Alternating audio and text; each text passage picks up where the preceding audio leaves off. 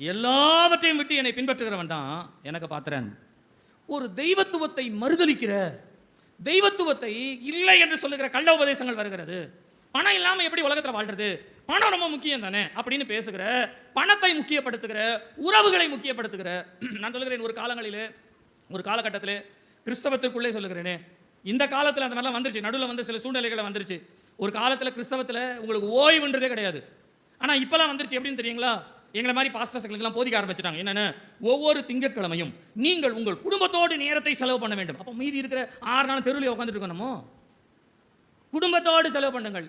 ஆனால் எங்கள் பிதாக்கள் எப்படி சொல்லி கொடுத்துருக்காங்க தெரியுங்களா? குடும்பமும் சபையும் ரெண்டுமே ஒன்று தான். குடும்பத்தை எப்படி நம்ம பார்க்குறோமோ அதே மாதிரி சபையை கவனிக்கணும். சபையில் உள்ள காரியங்களை எப்படி ஒழுக்கத்தை பின்பற்றுகிறோமோ அதே குடும்பத்தில் நீங்கள் பின்பற்றணும். ரெண்டுமே ஒன்று தான். ஆனால் இந்த காலத்தில் மாறி போச்சு. குடும்பம் வேற, சபை வேற. அதுக்கும் சம்மந்தம் இல்லை. என்ன சம்மந்தம் இல்லை? இதெல்லாம் கள்ள உபதேசம் தான்.